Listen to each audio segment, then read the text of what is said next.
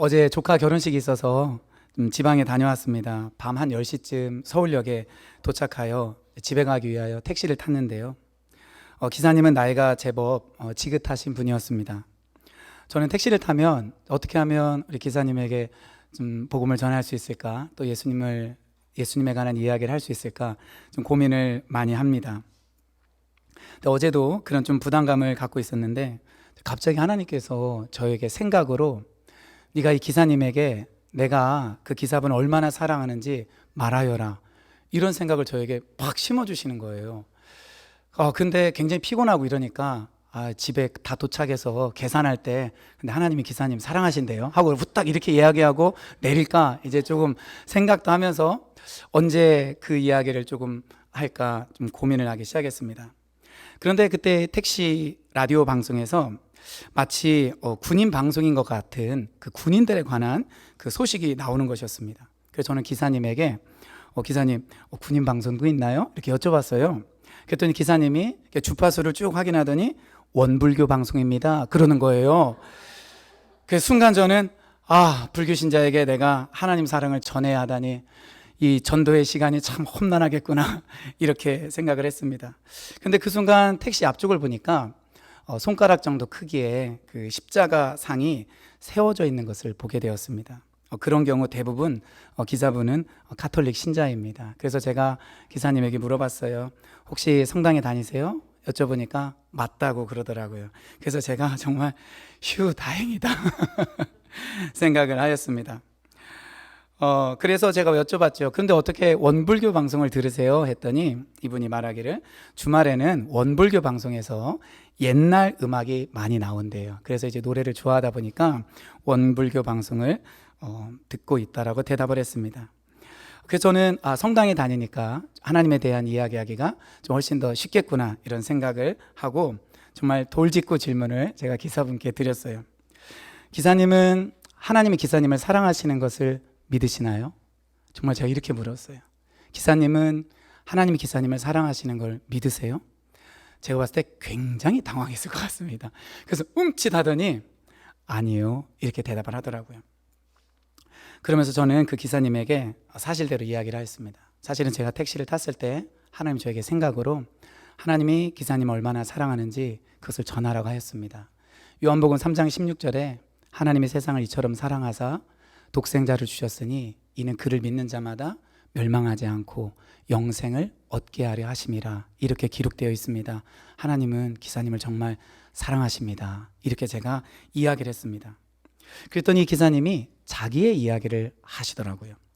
자기는 20년 전에 성당에서 세례를 받았고 매주 미사에도 참여하고 봉사도 하고 있다라고 합니다. 그러면서 이 택시 운전석과 조수석 사이에 우선 동전통 같은 걸 이렇게 보여주면서 이제 거기에 이제 손님들이 좀 동전을 넣으면 그거를 이제 가지고 좋은 일에 사용하는 그런 일들도 하는데 자기는 믿음에 확신이 없다라는 것입니다. 그러면서 몸은 성당에 가지만 마음속으로 때로 굉장히 좋지 않은 생각들도 하고 있다라고 말했습니다. 그러면서 저한테 저는 왜 그럴까요? 하고 이렇게 물어보더라고요. 그리고 자신의 마음에 기쁨이나 힘이 없는 것 같다라고 이야기하며 그렇게 저에게 본인의 고민을 털어놓았습니다.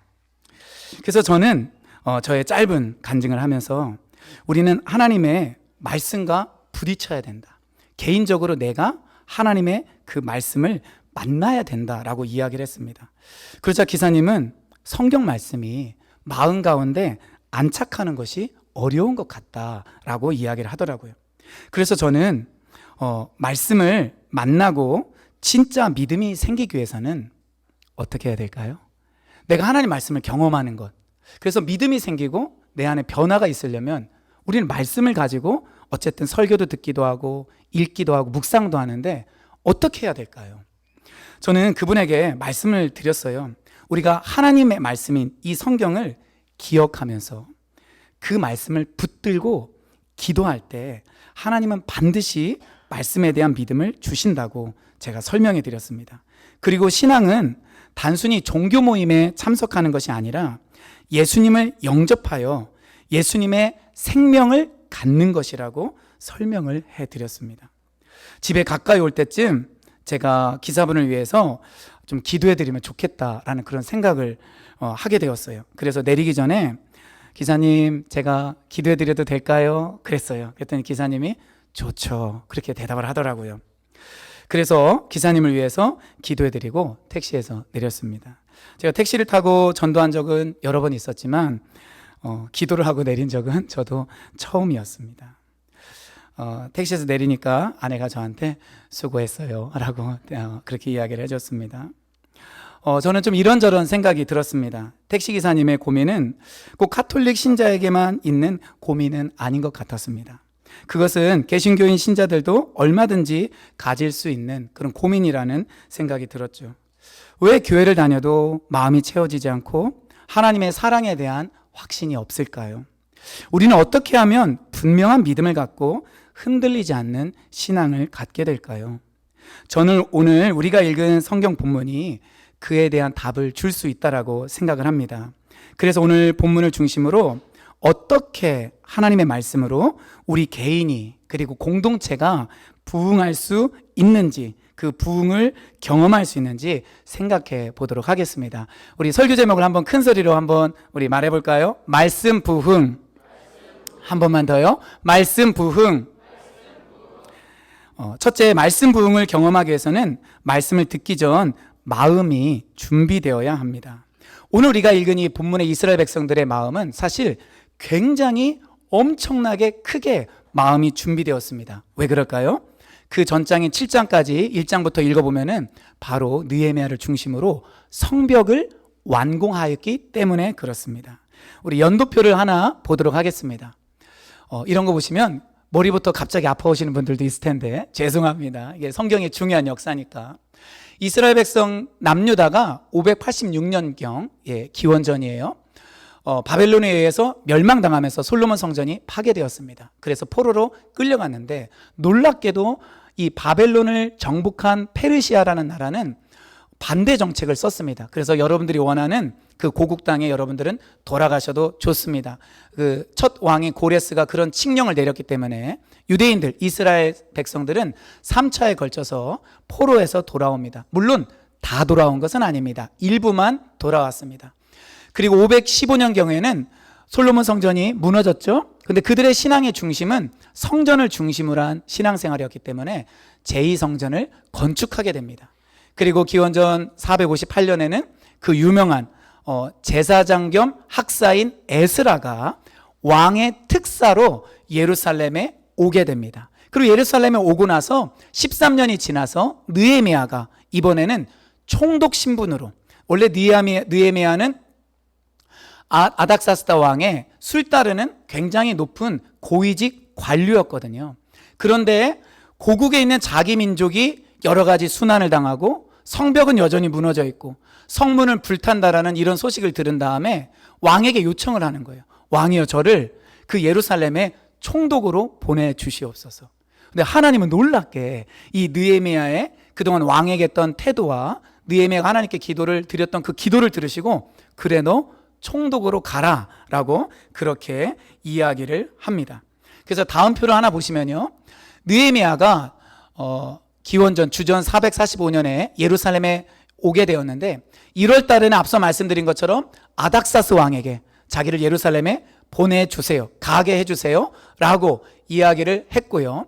그리고 4월 달에는 이 느헤미야가 실제로 예루살렘에 도착을 합니다. 그리고 5월 3일에는 성전 재건 작업을 시작했고요. 그리고 놀랍게 며칠 만에요? 52일 만에 성벽 재건이 완성이 된 겁니다. 그 날짜가 언제라고요? 6월 25일. 6.25 기억하기 쉽죠? 그러니까 이 이스라엘 백성들의 그 마음은 굉장히 기쁨과 흥분이 가득했습니다. 포로로 잡혀갔다가 돌아왔죠. 그러나 여전히 나라는 회복될 기미가 보이지 않았습니다. 주변 세력들은 계속해서 비웃고 조롱해요.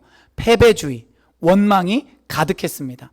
학사 에스라가 왔지만 성벽을 재건하는 이런 일들은 사실은 꿈도 꿀 수 없었던 것입니다. 그런데 느헤미야가 와서 외적으로 여러 공격들이 있었지만 그것을 잘 막아내고, 내적으로는 몇 가지 갈등도 있었지만 그런 갈등을 잘 봉합하면서 52일 만에 성벽을 딱 완공하니까 그들은 하나님이 우리와 함께 계시면 우리는 어떤 일이든지 할 수 있구나. 이것을 그들은 경험하게 된 것입니다. 우리 느헤미야 6장 15절 16절 말씀을 같이 읽어보도록 하겠습니다. 시작. 성벽 역사가 52일 만인 엘루럴 25일에 끝남에 우리의 모든 대적과 주위에 있는 이방 족속들이 이를 듣고 다 두려워하여 크게 낙담하였으니 그들이 우리 하나님께서 이 역사를 이루신 것을 알미니라. 할렐루야. 이스라엘 백성들은 하나님의 역사와 행하심을 알게 된 거예요. 그래서 말씀드린 것처럼 패배주의와 원망에서 벗어나 이 성벽 재건이란 성취를 우리도 하였구나.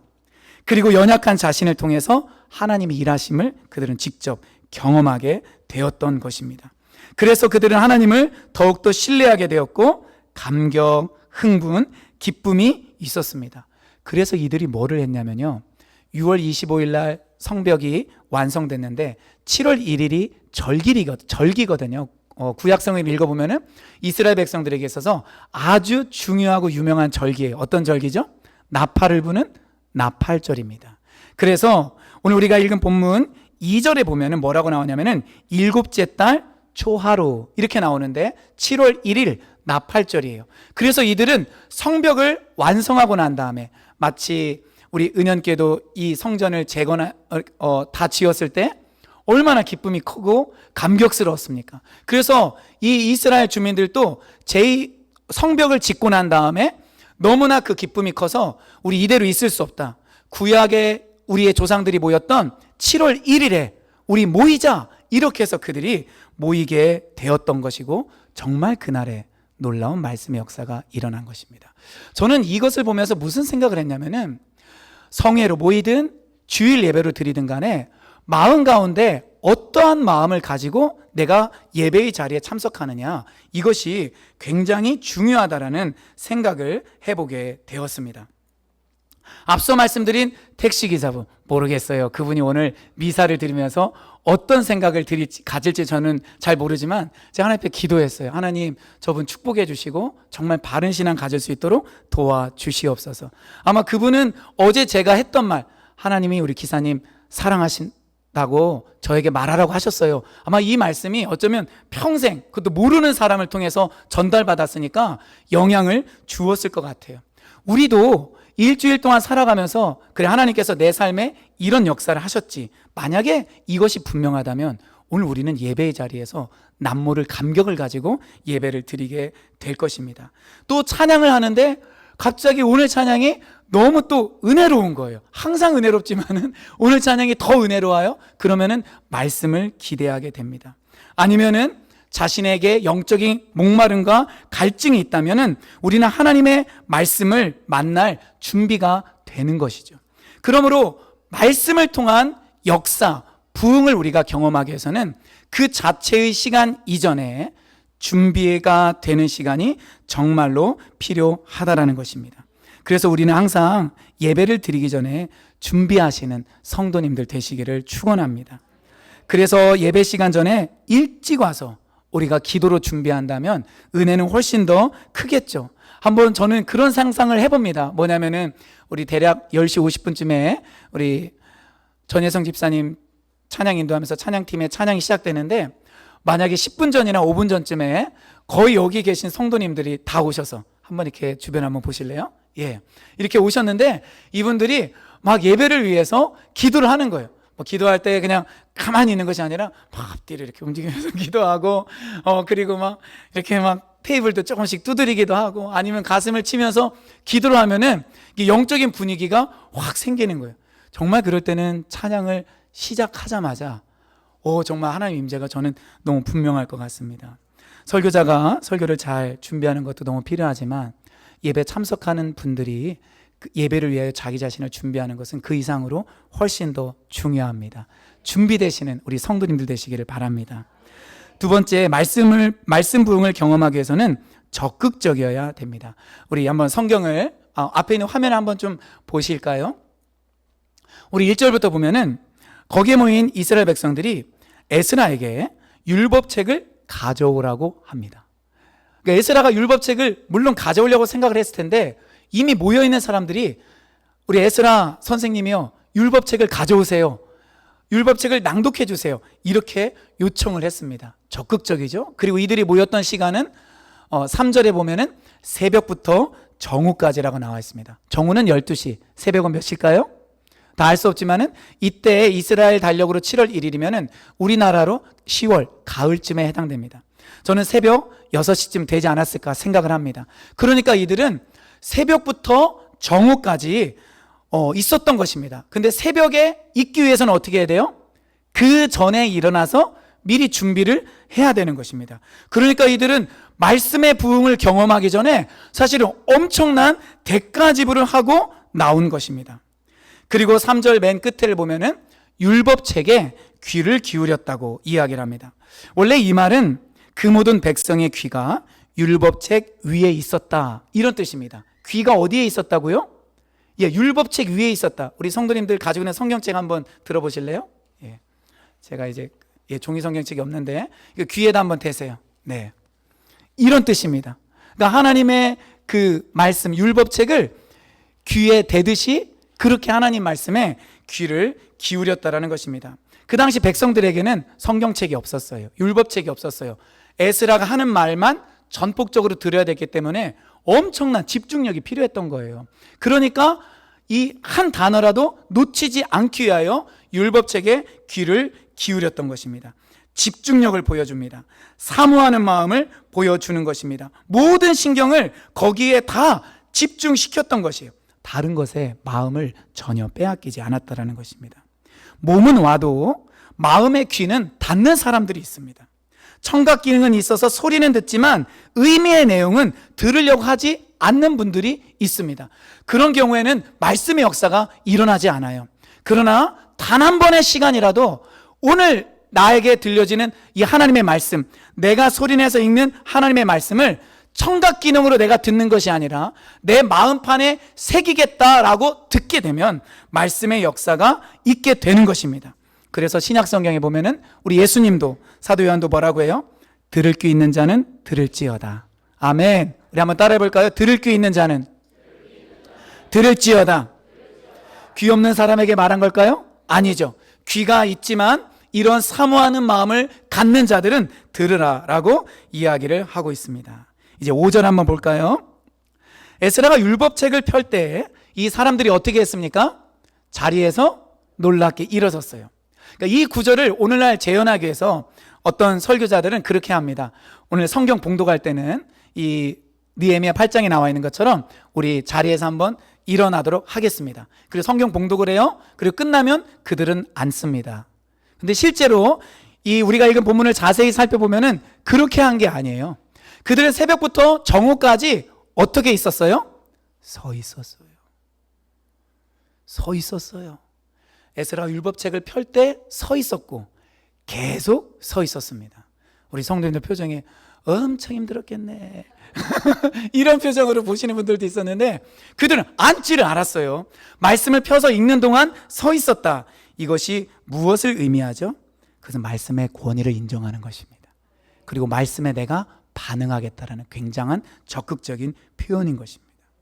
우리 말씀 앞에서 다리 꼬면 안 됩니다. 여러분 계신 다리 꼬고 계신 분들 없으시죠? 예.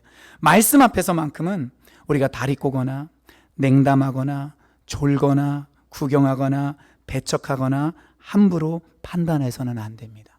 우리는 하나님의 말씀을 읽을 때나 들을 때 주님, 제가 주님의 말씀의 권위를 인정합니다. 반응하겠습니다.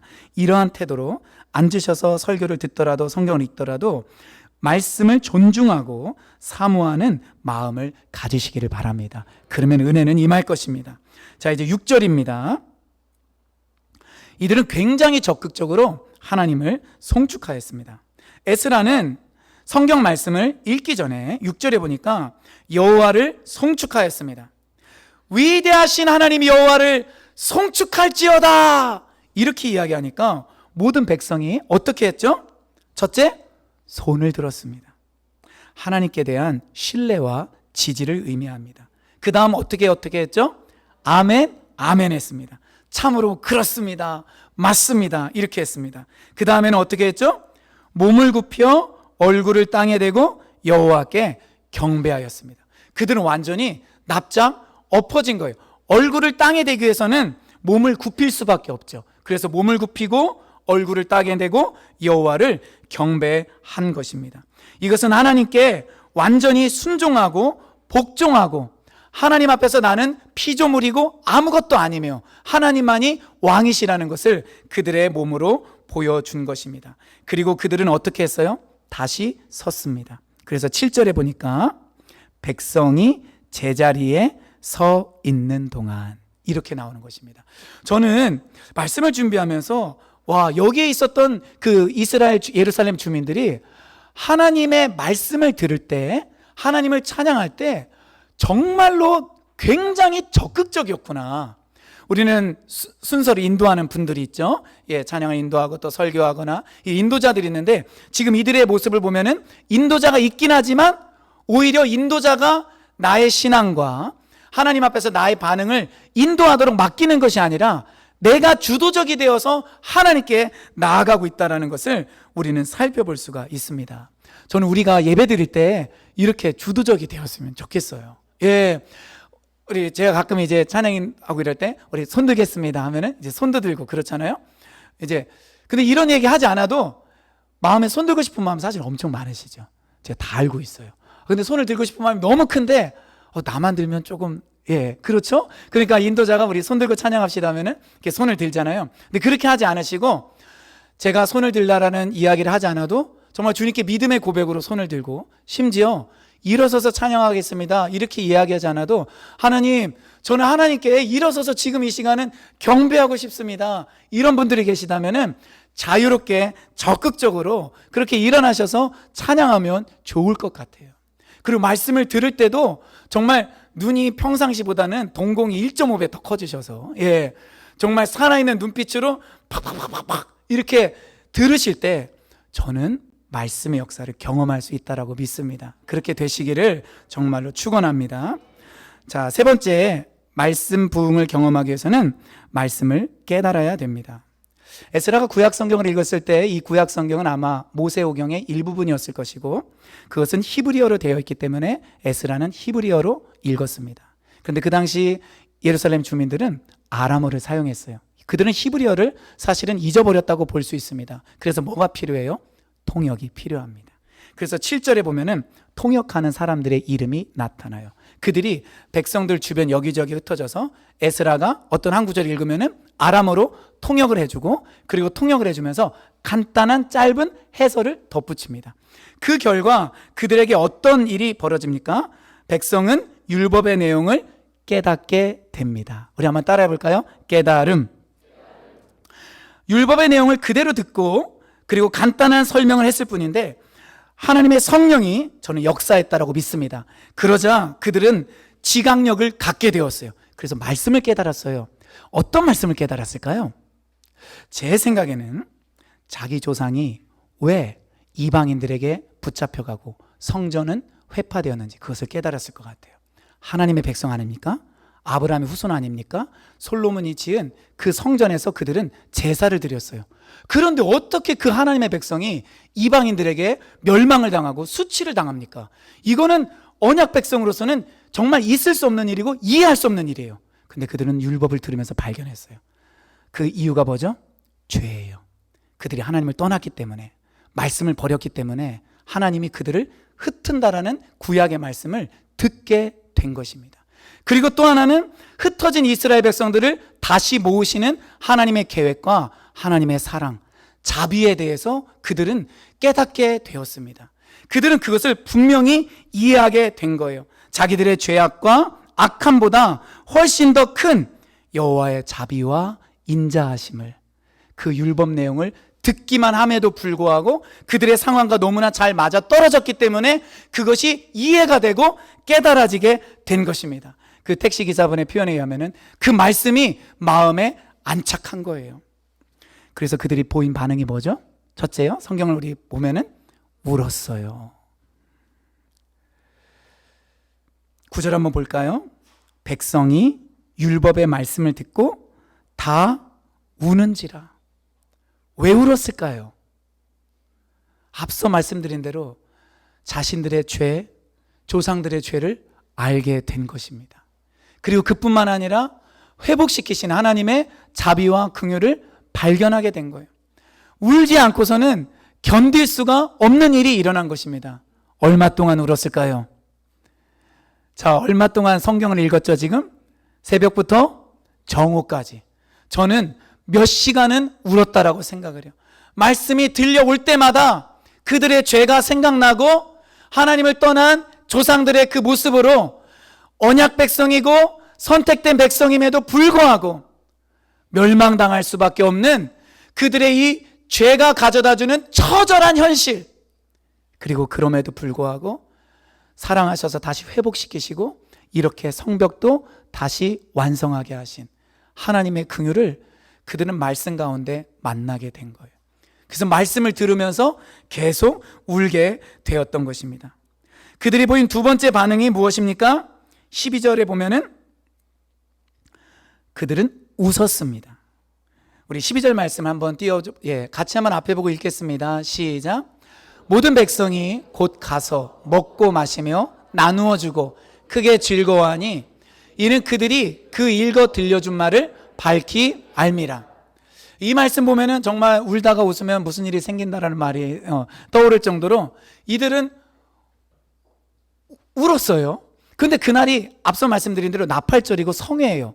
그러니까 구약 말씀을 따라 에스라나 느헤미야 이 지도자들이 이제 실컷 울었으니까 이제 그만 우세요. 여러분 그만 울고 이날은 성회이니까 기뻐합시다. 여호와를 기뻐하는 것이 하나님의 힘입니다 라고 이야기를 한 거예요.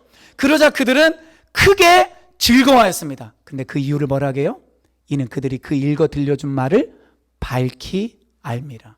그러니까 에스라나 느헤미야가 여러분 기뻐하세요 라고 말해서 기뻐한 것뿐만 아니라 말씀의 의미를 깨달아서 즐거워하고 웃게 된 것입니다. 밝히 알미라는 저 히브리어 단어는 그 앞에 나온 깨닫다라는 히브리어 단어와 똑같아요. 그냥 번역만 조금 바꾸었을 뿐입니다. 그러니까 이들은 말씀을 깨닫고 죄에 대한 각성이 일어나고 하나님의 사랑을 발견하니까 막 울어요. 막 우는데 그 우는 것을 통하여서 죄가 끊어지고 진리가 선명하게 보이고 내가 나아갈 방향과 우리 공동체가 나아갈 방향이 보이는 거예요. 그러니까 소망이 생겨요. 빛이 임한 것입니다. 그러니까 어떻게 돼요? 그들은 웃게 돼요. 즐거워하게 돼요. 기뻐하게 되는 것입니다. 할렐루야. 이것이 바로 말씀의 놀라운 역사예요. 우리가 언제 소망을 갖고 우리 마음 가운데 언제 빛의 역사가 일어나냐? 그것은 우리가 하나님 말씀 앞에 비추어서 나의 죄인됨을 깨닫고 이런 죄인을 사랑하신 하나님의 사랑을 발견할 때입니다. 그러면 죄 때문에 처음에는 마음이 너무 아프고 부끄럽고 수치스럽지만 아마 회개를 경험하신 분들은 다 알 거예요. 회개를 하고 나면요 마음이 그렇게 시원할 수가 없어요. 소망이 생겨요. 왜냐하면 하나님이 나를 용서하신 것을 믿고 알기 때문에 그런 것입니다. 그래서 그들은 그런 상황에서는 기뻐하고 즐거워하고 웃게 되는 것입니다. 우리에게도 이런 눈물과 즐거움이 기쁨이 가득할 수 있기를 정말 주님의 이름으로 축원드립니다.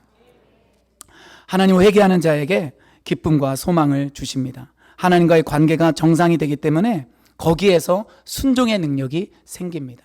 어둠이 떠나가고 빛의 역사가 시작되는데 저는 이것이 영적인 법칙이라고 믿습니다. 우리 모두 이것을 경험하실 수 있기를 주님의 이름으로 축원드립니다. 정말 놀라운 일이죠. 이렇게 말씀을 깨닫는 것이 중요해요. 말씀을 깨닫기 시작하면 말씀이 믿어지는 거예요. 그 말씀이 믿어지면 우리를 비웃는 과학자들, 무신론자, 이 불신자들이 야, 어떻게 그런 걸 다 믿냐? 그리고 어떻게 교회 헌금도 다 하냐? 이렇게 네가 열심히 번 돈 내는 거 아깝지 않냐? 이렇게 말할 수 있어요. 근데 믿음이 생기잖아요. 깨달아지잖아요. 그러면은 하나님이 없다고 말하는 자가 어리석게 보이기 시작하는 거예요. 놀랍죠. 이 깨달음은 믿음으로 이어져요. 그리고 이 깨달음은 많은 열매를 거둡니다. 그래서 예수님도 바울도 이 깨달음의 중요성에 대해서 말했습니다. 우리 성경을 한번 읽어볼까요? 시작. 좋은 땅에 뿌려졌다는 것은 말씀을 듣고 깨닫는 자니 결실하여 어떤 것은 100배, 어떤 것은 60배, 어떤 것은 30배가 되느니라 하시더라. 이 복음이 이미 너희에게 이름에 너희가 듣고 참으로 하나님의 은혜를 깨달은 날부터 너희 중에서와 같이 또한 온 천하에서도 열매를 맺어 자라는도다. 아멘. 이 깨달음의 역사 우리에게도 일어나기를 정말 소망합니다. 그래서 설교를 듣거나 성경을 읽을 때마다 깨달아지니까 진리를 알면은 기뻐하게 되거든요. 그리고 진리를 알면은 인생길이 보이기 시작하는 거예요. 지금 당장은 광야하고 실패한 것 같고 지나간 내 인생이 정말 후회가 되는 부분이 많다 할지라도 진리를 발견하면은 눈이 열리기 때문에 그래 괜찮아. 하나님이 나와 함께 계셔. 하나님은 지금부터 가장 좋은 것을 나에게 주실 수 있는 분이야. 할렐루야. 이런 믿음의 고백을 할 수 있게 되는 것입니다. 그런데 지금부터 더 놀라운 역사가 일어납니다. 성도님들 잘 듣고 계시죠? 자, 이렇게 일일 영적 대각성 운동이 일어났는데 이 예루살렘 주민들이 은혜를 받고 나니까 이렇게 해서는 안 되겠다 싶어서 또 찾아오는 절기인 7월 15일부터 시작되는 일주일간의 초막절을 지키기 시작합니다. 그리고 초막절을 지키면서 그들은 에스라에게 또 율법을 낭독해달라고 부탁을 합니다. 그리고 초막절이 다 끝났을 때 9장에 보면은 7월 24일에 그들은 또 모입니다. 모여서 뭘 했을까요? 우리 쉬운 성경으로 우리 성경 구절을 같이 읽겠습니다.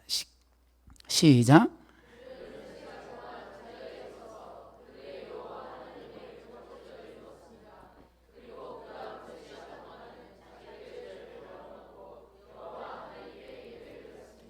아멘. 이게 3시간의 법칙이라는 건데, 성경을 읽으려면 몇 시간 읽어야 돼요? 3시간을 읽고 회개 기도를 하려면 몇 시간은 해야 돼요? 3시간은 해야 돼요. 근데 처음부터 이렇게 하라고 하면 불가능합니다. 못해요. 뭐가 있었죠? 이미 7월 첫날부터 시작된 말씀의 역사가 있었던 거예요. 은혜가 충만합니다. 그러니까 3시간 성경 듣기, 3시간 회개 기도하기가 가능해진 것입니다. 이렇게 해서 예루살렘 주민들이 계속해서 신앙이 깊어지고 새로워지고 또 새로워지는 거예요. 영적인 원리라는 것은 흐름을 타는 것 같습니다. 흐름을 타는 게 굉장히 중요해요. 한번 내가 은혜를 딱 경험하고 이거 참 좋았다 이렇게 하는 것이 아니라 이 영적인 은혜의 흐름을 만들어서 얼마 지나지 않아서 또 하나님의 얼굴을 구하고 그럼 거기에서 더 증폭된 주님의 역사를 경험하고 그럼 이것을 중단하지 않고 또 더 깊이 나아가는 거예요. 하나님이 그때 더 크신 은혜를 주시는 것입니다. 할렐루야. 이제 10장에 가면 어떤 일이 일어날까요? 우리 이 부분 읽고 말씀을 좀 정리하도록 하겠습니다. 시작. 귀족 지도자들과 함께 하나님의 종 모세가 전하여 준 하나님의 율법을 따르기로 하고 우리 주 하나님의 모든 계명과 규례와 율례에 복종하기로 하였으며 그것을 어기면 저주를 받아도 좋다고 다음과 같이 맹세하였다.